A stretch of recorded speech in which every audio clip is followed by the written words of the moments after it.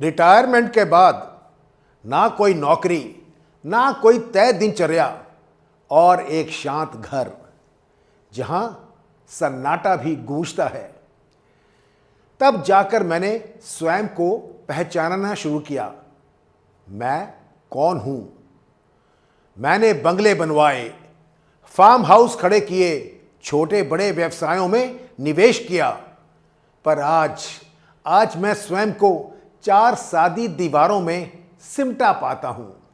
Cycle से moped, motorcycle से car तक रफ्तार और दिखावे के पीछे भागा, पर आज धीरे धीरे अपने ही कमरे में टहलता हूं, अकेला। प्रकृति मुस्कुराई और बोली, बताओ मित्र, तुम कौन हो? मैंने कहा, बस मैं हूं। राज्यों, देशों, महाद्वीपों को देखा, पर आज मेरी यात्राएं ड्राइंग रूम से रसोई तक सीमित हैं। संस्कृतियों और परंपराओं को समझा, पर अब अपनों को समझने की सच्ची इच्छा है। प्रकृति फिर मुस्कुराई, बताओ मित्र, तुम कौन हो?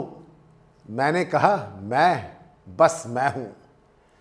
कभी जन्मदिन, सगाई, विवाह धूमधाम से मनाए, और आज सुकून की नींद और भूख लगने का इंतजार है।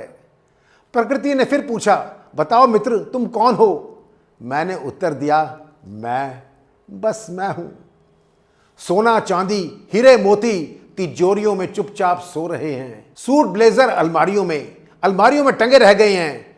अब मुलायम सूती कपड़ों में सरल और मुक्त जीवन है। कभी अंग्रेजी, फ्रेंच, हिंदी में निपुण था, अब मातृभाषा में बात कर सुकून मिलता है।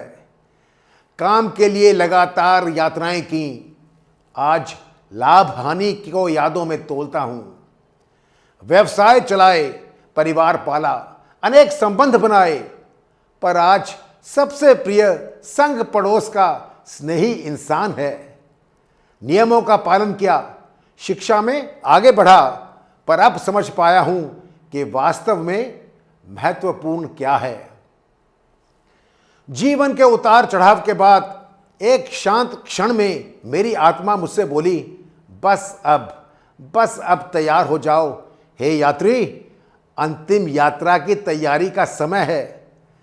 प्रकृति ने कोमल मुस्कान के साथ पूछा, बताओ मित्र, तुम कौन हो? मैंने कहा, हे